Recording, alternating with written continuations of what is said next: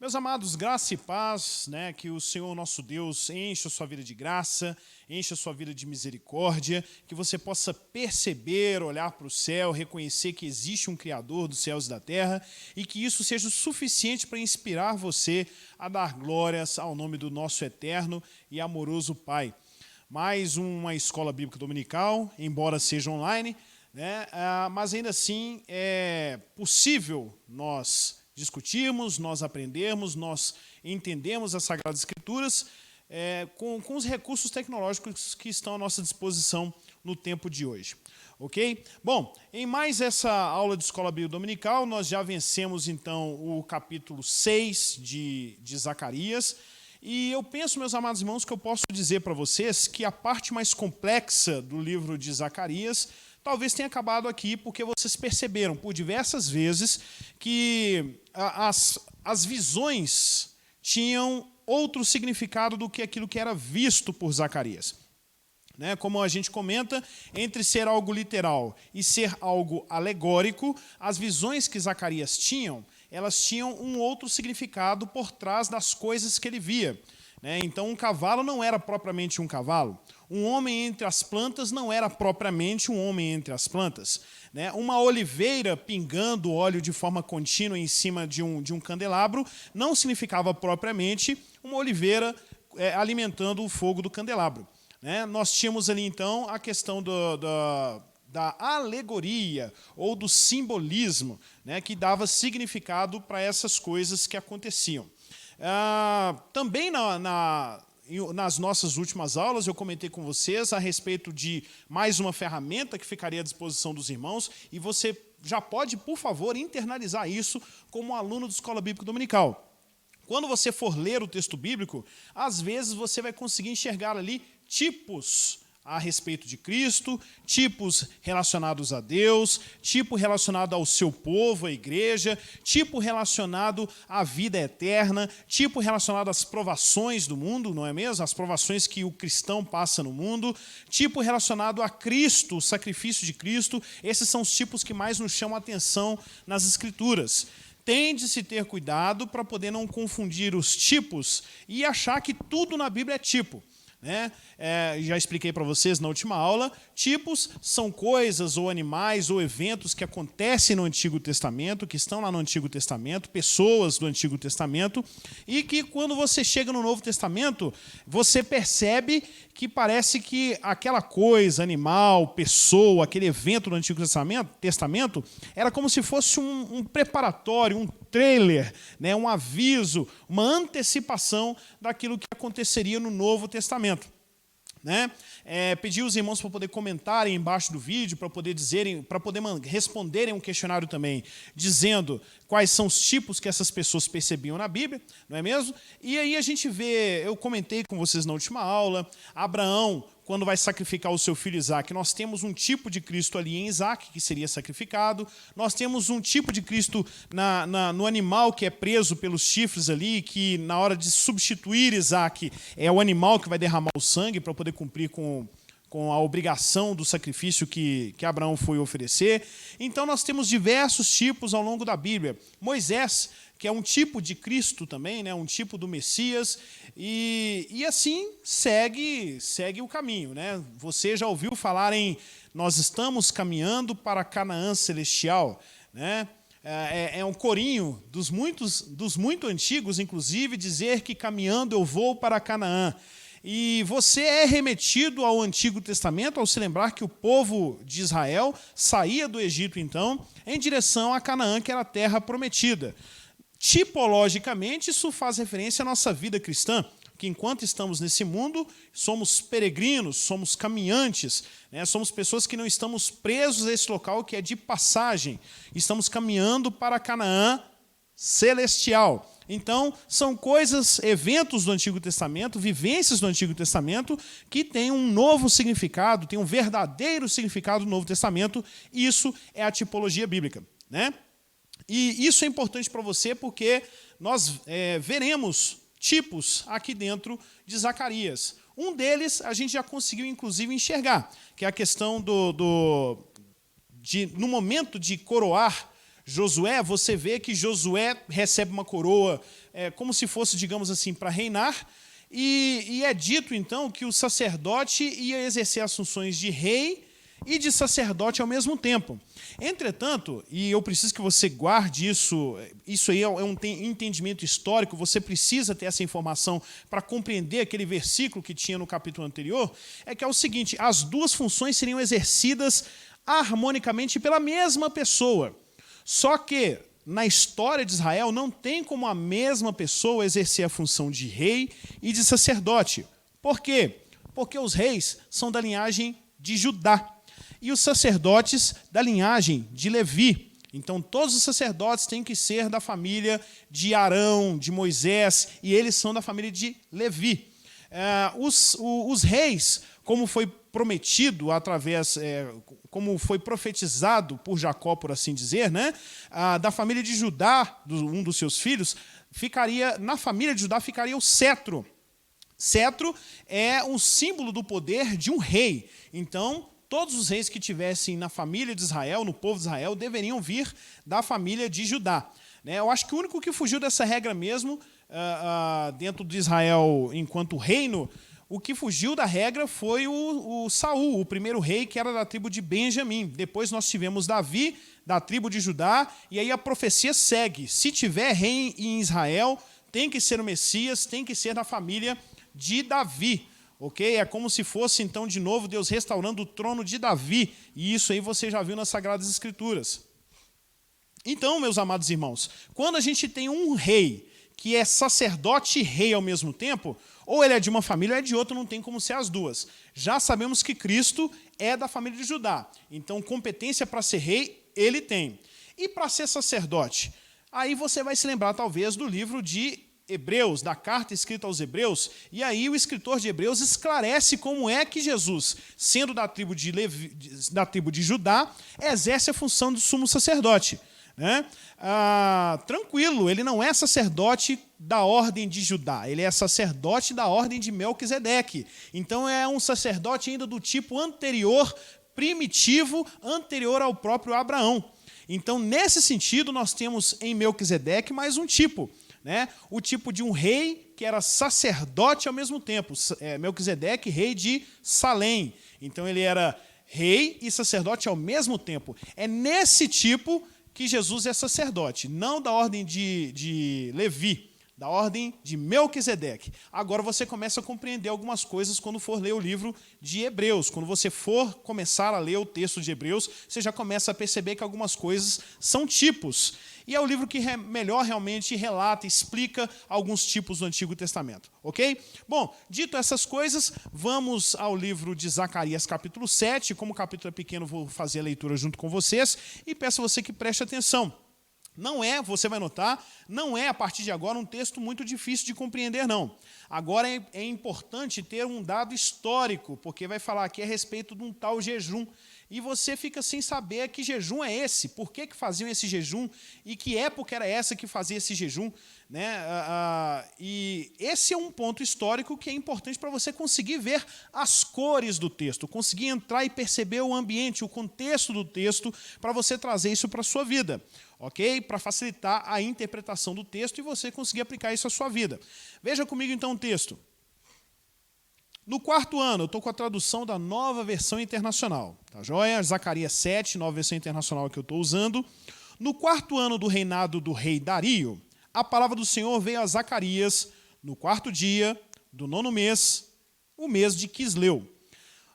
Esse nome de mês não está no hebraico, é porque o povo já tinha ficado muito tempo cativo lá na Babilônia, e aí quando voltaram acabaram importando algumas palavras da língua dos babilônios, da língua caldeia. Então, Quisleu, embora não seja o nome de mês próprio do hebraico, é possível identificar que mês é esse aqui. Tá bom? Foi quando o povo de Betel enviou Sarezer e Regem-Meleque com seus homens para suplicarem ao Senhor, perguntando aos sacerdotes do templo do Senhor dos Exércitos e aos profetas: devemos lamentar e jejuar no 5º mês, como já estamos fazendo há tantos anos? Bom, eu não vou ler o texto, não, eu vou ler o texto parando e comentando com vocês, é melhor assim do que ler o texto todo corrido e depois vir com as explicações depois. Observando esse texto aqui, meus amados, você percebe então que até hoje, até este momento aqui, continua tendo a relação de Deus com o povo. Quando Deus quer falar com o povo, né, tem que ser através do profeta. Né? Quando o povo quer consultar a Deus, procura o profeta ou procura o sumo sacerdote. O sumo sacerdote tinha condições de consultar a Deus por Urim e Tumim. Não sei se você já ouviu falar isso aí está lá no Antigo Testamento, né? Na hora de descrever as vestes do sumo sacerdote, ele tem duas pedras no peitoral dele, nas vestes dele, que seriam pedras que funcionariam para Deus responder, segundo os estudiosos, né, os teólogos mais aprofundados no assunto, seriam duas pedras para poder responder questões de sim ou não. Então, do tipo, devo viajar hoje? Tem um negócio para fechar e é em outra cidade. Devo viajar hoje? Seria algo nesse sentido, consultar a Deus por Urim e Tumim. Ter um sim ou ter um não. Quando a gente vê que Saul, já rejeitado e perdendo a capacidade do reinado, perde o contato com Deus, digamos assim, o que o texto bíblico nos diz é que Deus já não falava com ele nem com profecia, nem através de sonhos e nem por Urim e Tumim, que seriam essas duas pedras, né? Beleza e perfeição, salvo engano, a tradução delas. Não posso assegurar agora de cabeça aqui. Enfim, continua aqui esse método de consultar a Deus. As pessoas, então, vinham ao sumo sacerdote ou vinham ao profeta, também chamado de vidente na época do Samuel, para que essa pessoa consultasse a Deus em favor dela. Elas queriam tirar dúvidas e Deus é o oráculo a que o povo de Israel, principalmente esses enviados de Betel aqui, deveriam buscar. E o que eles queriam saber, de acordo aí com o versículo 3, é o seguinte: nós devemos lamentar e jejuar no 5º mês, como estamos fazendo há tantos anos? Que jejum do 5º mês era esse, meu querido? Se você dá uma googada aí, como diz, né? Se você for ao Google e pesquisar, graças a Deus temos boas ferramentas de pesquisa hoje, temos que ter senso crítico para poder avaliar essas fontes, né? Procura 2, 3, 4 sites, vê o que entre eles é coerente, o que discorda, o que um complementa o outro, e é assim que a gente vai fazendo pesquisa. Pensa você na dificuldade que os nossos antepassados tiveram para poder fazer pesquisas bíblicas, né? Livros muito caros, biblioteca muito distante, se é que tem biblioteca na cidade, não é mesmo? Então, use essas ferramentas que Deus colocou à sua disposição, na sua mão, para o seu estudo. Tá? Bom, a gente consultando a internet, consultando o costume judaico, porque isso aqui é antes de Cristo, consultando o costume judaico, a gente vê então que o pessoal está perguntando a respeito do jejum do 5º mês. E que jejum do 5º mês era esse? Lá em 2 Reis, que conta a história do povo de Israel, e é encerrado no livro de 2 Reis com a morte, a prisão, melhor dizendo, do último rei de Judá, o rei Zedequias, em um determinado momento, o povo da Babilônia entra em Judá, cerca a cidade, cerca o templo, entra no templo, bota fogo no templo, destrói o templo. E esse dia, foi muito bem guardado pelos judeus, na memória dos judeus, como sendo um dia de chorar eternamente, se lamentar por tempo indeterminado, em razão de terem perdido a presença de Deus na própria casa de Deus, porque é assim que eles interpretavam o templo de Jerusalém, né? Embora não fosse de fato a casa de Deus, lembre-se você que quando Davi propôs construir uma casa para Deus, Deus pegou e falou o seguinte: os céus não podem me conter, que dirá uma casa construída por mãos de homens, né? Eu que te digo, vou construir uma família, uma casa para você. Vou fazer o seu filho, né, o reinado ficar sempre na sua família. Isso está lá em Samuel, não é mesmo? E o Davi só não construiu a casa de Deus porque ele era um homem sanguinário, no sentido de que era um homem de guerra. As mãos dele estavam sujas de sangue alheio, digamos assim. Né? Mas quando vamos para o futuro de novo, não mais em Davi, quando chegamos lá no final do segundo livro dos reis, no capítulo 25, e você vê o rei sendo preso, sendo feito de refém, de cativo, quando você vê os soldados entrando na cidade, cercando a cidade, botando fogo nas casas e destruindo o templo, o povo chegou à conclusão de que, de fato, Deus nos abandonou, nem a casa de Deus ele está protegendo mais, e aquilo foi um motivo para que o povo de Israel se lembrasse e se lamentasse por todos os outros anos que se seguissem. Então, o quinto mês, né, que era não era o mês de Quisleu, mas o quinto mês do calendário judaico, deveria ser um mês onde um dia de jejum completo deveria ser estabelecido para fins de lamentar e lembrar a destruição do primeiro templo. Diego, por que o povo está perguntando isso? Porque agora o povo de Judá, que voltou do cativeiro, já foi estimulado por Ageu, já está sendo estimulado por Zacarias, né, profetas de Deus junto ao povo de Judá, estimulando o povo a reconstruir o templo. Aqui, vocês vão deixar o templo parado mesmo, caindo aos pedaços, com as marcas de fogo de 70 anos atrás? É isso mesmo? Vocês não vão se preocupar com centros de adoração, não? Vocês vão se preocupar com os negócios, com a casa de vocês? Eu vou fazer um muro, rebocar uma parede e o templo vai ficar caído? É isso mesmo? Vamos, gente, vamos trabalhar, vamos esforçar os braços, não vamos abandonar a imagem, né, a figura do nosso centro de adoração, que seria o Templo de Jerusalém. E agora que o templo estava em reconstrução, a pergunta das pessoas era o seguinte: se eu jejuava para poder lamentar e pedir a Deus misericórdia, para que Ele nos possibilitasse reconstruir o templo, e agora a obra está andando, a gente está podendo reconstruir o templo, será que a gente ainda deve jejuar? E a resposta de Deus é inusitada nesse caso, né? É uma resposta que não era aquilo que eles esperavam, não era aquilo que esses enviados lá de Betel esperavam. Veja bem, versículo 4. E aí você vai percebendo que o texto fica mais fluido. Você só precisava, então, dessa informação histórica para compreender de que o texto está falando. Tá? Então, versículo 4. Então o Senhor dos Exércitos me falou: pergunte a todo o povo e aos sacerdotes: quando vocês jejuaram no quinto e no sétimo meses, durante os últimos 70 anos, foi de fato para mim que vocês jejuaram? É uma pergunta retórica. O que é uma pergunta retórica? É quando alguém, um orador, faz uma pergunta onde já se espera qual que é a resposta que eles vão dizer. Eles já sabem qual que é a resposta que o povo tem para poder dar, né? E ninguém responde, fica calado porque a resposta está subentendida. Então, por exemplo, se eu pergunto aqui: por um acaso Deus é ser humano para poder ficar mentindo? Lógico que a resposta de todo mundo é não. Então não precisa ninguém se levantar no meio da congregação e responder não.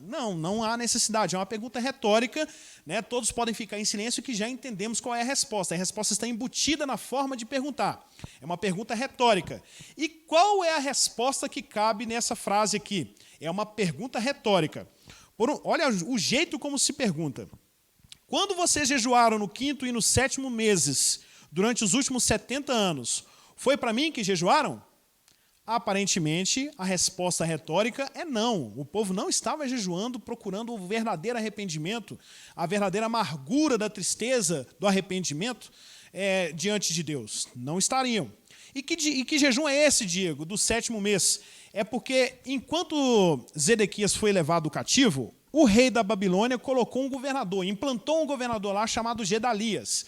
E mesmo assim o Gedalias foi assassinado no sétimo mês. E aí foi mais de motivo para o povo chorar e se lamentar, né? E então marcaram um jejum nacional sempre para o sétimo mês, para se lembrar do bom governador que foi Gedalias. Mesmo com a queda do rei, Gedalias era um bom governador e foi assassinado por tentar fazer a vontade de Deus, né? Então, era o jejum do quinto e do sétimo mês. E Deus perguntou para eles: é para isso que vocês estão? É para mim que vocês jejuaram? É em dedicação a mim que vocês jejuaram? E a resposta esperada é não. E quando comiam e bebiam, não era para vocês mesmos que o faziam? Versículo 7. Não são essas palavras do Senhor proclamadas pelos antigos profetas, quando Jerusalém e as cidades em seu redor estavam em paz e prosperavam, e o Neguebe e o Cefelá eram habitados? Bom, Neguebe, salvo engano, é o nome de um deserto, né, de uma região próxima a um deserto, lá na região palestina.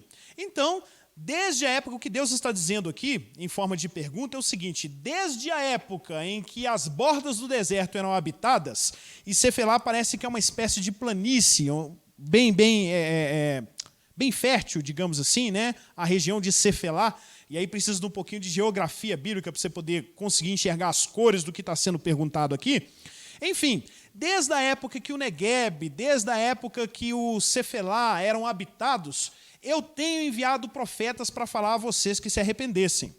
Desde a época, muitos anos atrás. Tem 400 anos que eu ando mandando profetas, mandando vocês se arrependerem. Na época, vocês ainda não enfrentavam dificuldades, vocês estavam em paz, e eu dizia, arrepende, gente, arrepende, porque eu já falei que existem bênçãos que são condicionais. E existem maldições que também são condicionais, está lá em Deuteronômio 28, as bênçãos da obediência e as maldições decorrentes da desobediência, né? E isso estava sendo sempre repetido por Deus através dos seus profetas, e são muitos. Muitos profetas aí ao longo do Antigo Testamento, vocês já conhecem quais são os livros proféticos. Esses e os profetas que não escreveram nada, tipo Elias e Eliseu, não é mesmo? E Deus relembrando aqui ao longo desse livro. Ao longo desse tempo todo, eu estou mandando profetas para alertar vocês. Vamos continuar então? Versículo 8. E a palavra do Senhor veio novamente a Zacarias. Assim diz o Senhor dos Exércitos: administrem a verdadeira justiça. Mostrem misericórdia e compaixão uns com os outros. Não oprimam a viúva e o órfão, nem o estrangeiro e o necessitado. Nem tramem maldades uns contra os outros. Meus irmãos, uma coisa que a gente tem na arte da interpretação do texto bíblico é o seguinte, que quando uma pessoa...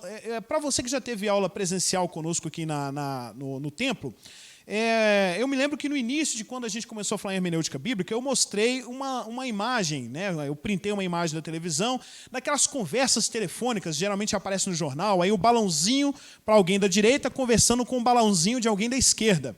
E na hora que você não vê o balãozinho da pergunta, mas vê o balãozinho da resposta da outra pessoa no telefone, você já imagina qual era a pergunta, né? E aí a resposta aqui é a seguinte: digamos que o povo fez uma pergunta para Deus. Deus está respondendo, ok? Agora esquece que você ouviu a pergunta, você está ouvindo a resposta agora, né? Então a resposta é: administrem a verdadeira justiça. Mostrem misericórdia e compaixão para com os outros. Não oprimam a viúva e o órfão, nem o estrangeiro e o necessitado. Não tramem maldades um contra os outros. Provavelmente, qual era a pergunta? A pergunta provavelmente seria a seguinte: Senhor, então o que nós temos que fazer para poder agradar o Senhor? O que nós temos que fazer para que o nosso jejum seja de fato direcionado e voltado para o Senhor? Aí nós temos a resposta aqui. Você vê que você não leu essa pergunta, mas ela está subentendida na resposta e na orientação que Deus dá através do profeta, né? E se é uma chamada de atenção, se Deus está falando que para o jejum e para a oração dos betelitas, né, para esses enviados de Betel ser respondida, precisava de ser justo, precisava de parar de oprimir as viúvas e os órfãos e de maltratar os necessitados e estrangeiros que moravam na cidade, é sinal de que muito provavelmente o povo de Judá e o povo de Betel cometiam essas atitudes. Por isso que os jejuns deles não eram aceitos e Deus estava questionando. Vocês nunca jejuaram para mim nesses 70 anos? Olha como vocês viveram. Não adianta parar um dia e começar a bater no peito e jogar terra para cima da cabeça, que era um costume judaico de humilhação. Não adianta ficar 24 horas sem comer, se no dia seguinte vocês vão agir como pessoas que nunca se arrependeram. Não foi para mim. Então, essa é a forma de Deus falar através de Zacarias e uma chamada de atenção severa com o povo, né? Versículo 11. Mas eles se recusaram, Deus se lembrando então, né? Mas eles se recusaram a dar atenção. Teimosamente, viraram as costas e tamparam os ouvidos. Endureceram o coração, não ouviram a lei e as palavras do Senhor dos Exércitos, que o Senhor dos Exércitos tinha falado pelo seu Espírito, por meio dos antigos profetas. Por isso, o Senhor dos Exércitos se irou muito. Quando eu os chamei, não me deram ouvidos, e por isso, quando eles me chamarem, também não ouvirei, diz o Senhor dos Exércitos. Não, Diego, mas Deus é ressentido, hein? Deus é vingativo, né?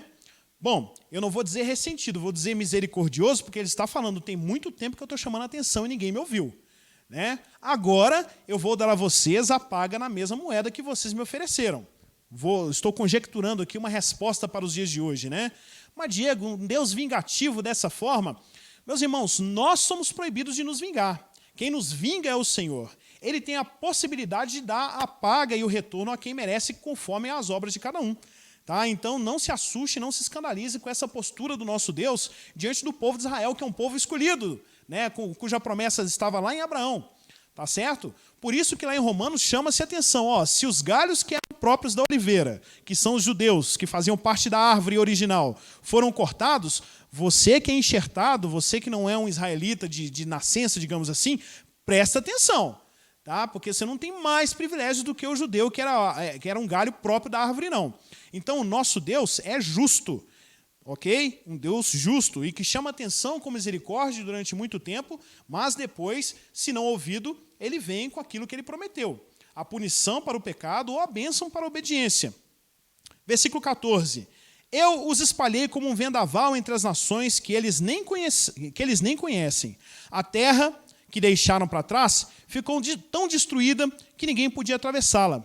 Foi assim que transformaram a terra aprazível em ruínas. Então a resposta do nosso Deus é a seguinte: durante 70 anos eu não tenho recebido os jejuns de vocês porque vocês têm se comportado mal. Vocês têm jejuado apenas como uma obrigação daquele dia específico, daquele feriado nacional. Então, em nenhum momento eu vi uma religião verdadeira praticada por vocês. Em nenhum momento. Então, arrependam-se, convertam-se, mudem a atitude de vocês de forma que elas demonstrem o arrependimento de vocês, e aí as coisas serão refeitas. E é isso que a gente vai ver na próxima aula, no capítulo 8. Tá ok? Então, eu peço a você que continue firme no estudo da palavra do Senhor. Não sei se você notou, ficou bem mais fluido, ficou bem mais tranquilo interpretar essa passagem bíblica. Esse capítulo de Zacarias 7 ficou mais fluido, não tem informações tão simbólicas assim. E eu gostaria que você agora aprofundasse, achasse interesse no livro, porque é um livro profético e messiânico. Ok? Meu amado, Deus te abençoe. Daqui a pouco participe do culto ao Senhor com a sua família. Celebre o Senhor, celebre a morte e ressurreição do nosso Deus, ok? Do nosso Cristo, do nosso Salvador, aquele que intercede por nós diante de Deus o Pai. Responda as perguntas ao longo da semana do projeto 5x6, do circuito 5x6. Responda os questionários que a igreja envia para você. Cresça na graça e no conhecimento. Deus te abençoe.